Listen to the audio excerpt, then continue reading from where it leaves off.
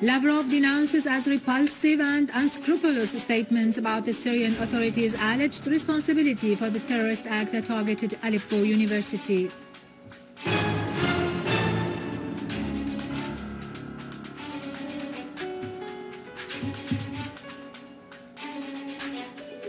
NATO affirms that a political solution is the best for the crisis in Syria and there is no intention for a military intervention in the country. Syrian-Iranian cooperation agreements are culminated in a credit line in the amount of $1 billion and 7 contracts in the field of energy and electricity.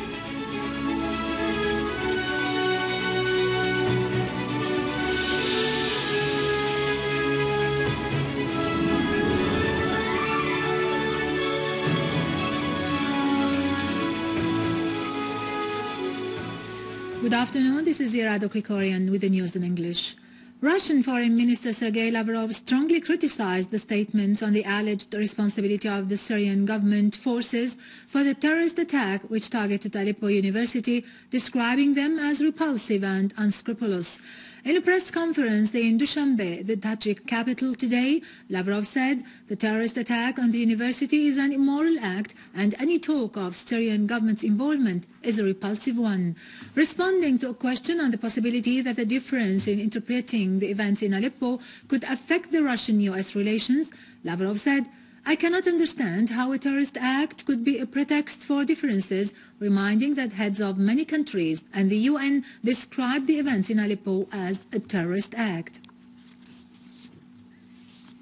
Head of the Russian-Syrian Friendship Society, Alexander Dzasokhov, has stressed the deep and solid friendship relations between the Russian and Syrian peoples, expressing his firm condemnation of the terrorist acts in Syria, the most recent of which was the barbaric explosion at Aleppo University yesterday.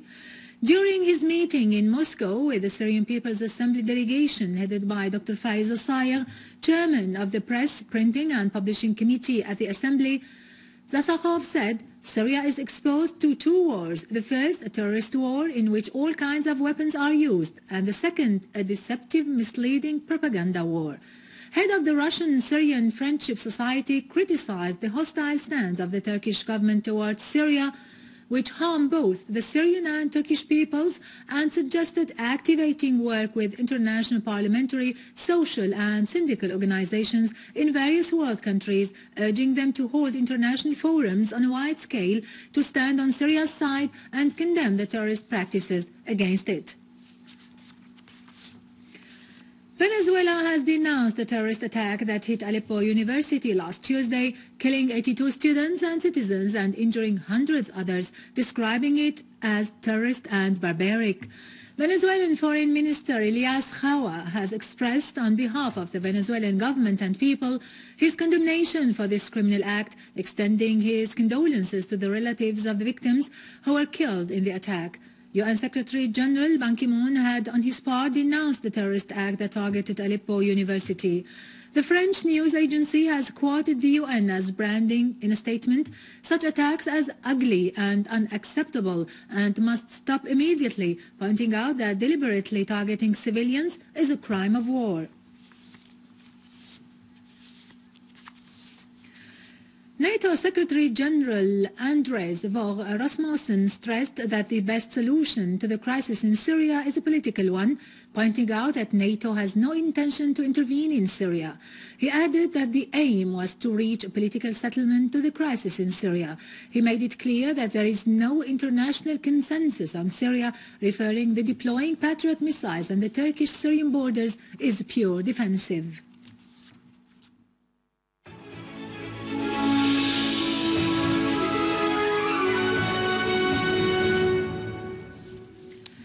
Prime Minister Dr. Wael Al-Halaqi has discussed with the Iranian Minister of Oil, Rustom Qasimi, the mechanisms of cooperation and joint coordination in the fields of oil and gas, the exchange of oil derivatives and industries in the interest of both countries to meet their development needs and support their economy in light of the economic war and just sanctions against them. The talks were held at the conclusion of the visit paid by Dr. Al-Halaqi and the governmental delegation accompanying him to Tehran, where a number of agreements and joint contracts were signed in several domains.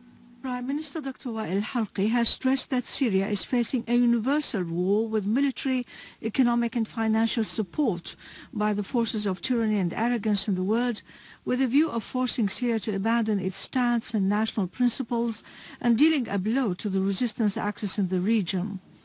Heading Syria's delegation to the final session of talks held by the Syrian and Iranian sides in Tehran, which was chaired on the Iranian side by the Iranian First Vice President Dr. Mohammad Rida Rahimi, Dr. Al-Assad said the forces hostile to Syria have failed to realize their objectives, affirming that Syria will go ahead in bringing about security and stability and meeting the requirements of its people and armed forces in the face of the forces of hegemony and arrogance in the world, maintaining dialogue and national reconciliation among all its citizens, and starting the reconstruction process, relying in this on its own potentials and the support of its friends.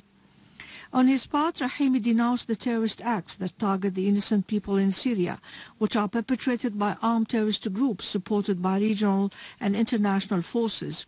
He also denounced the terrorist blast that occurred in Aleppo University last Tuesday.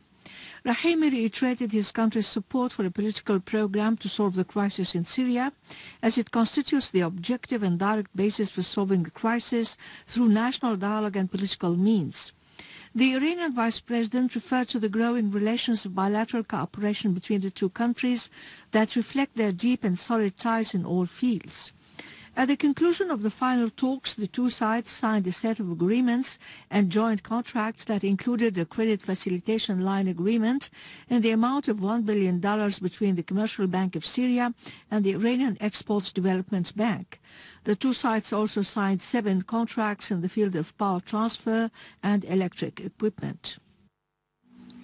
Minister of Education Dr. Hazwan Al-Waz has stressed the importance of cooperation between the ministry and the UNICEF in light of the current circumstances in Syria.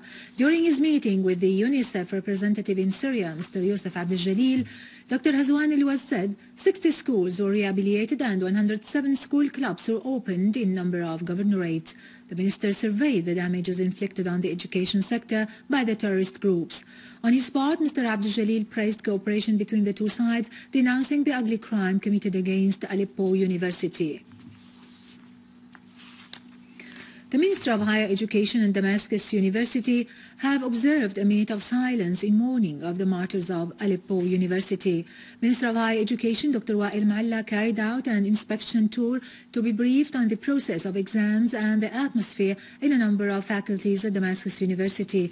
He affirmed that the teaching process and scientific research, as well as the set exams, would continue in defiance of terrorism. Damascus University students, on their part, denounced the assault against teaching institutions and scientific cadres, affirming that the martyrs of Aleppo University will remain torches on the road of victory. On the other hand, 100 male and female students from the Syrian Students' National Union in Aleppo have taken part in the rehabilitation, cleaning and reconstruction works after the damage caused by the terrorist explosion that targeted Aleppo University and its dormitories last Tuesday. Head of the Aleppo branch of the Students' National Union said, "This initiative affirms the Aleppo students' resolve to continue their learning process at the university and to rehabilitate it so that the students would be able to run their exams." Workshops from the Aleppo City Council and volunteers from the Syrian Students' Union removed the ruins inside the university's 9th unit and in surrounding streets and squares.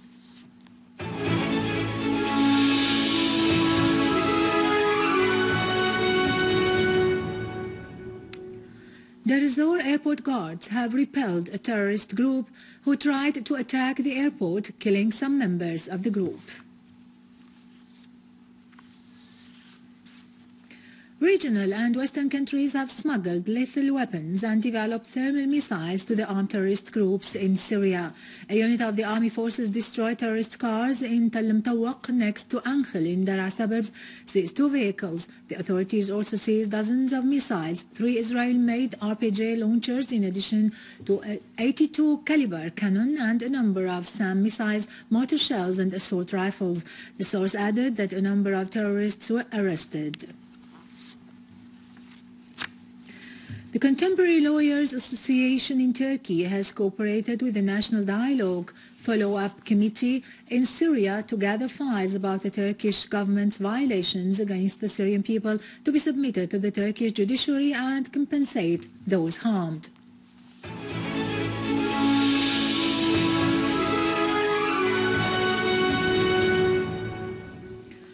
The Israeli occupation forces demolished at midnight last night the Sun Gate camp set up by Palestinians about a week ago on lands that the Israeli troops threatened to seize east of Jerusalem.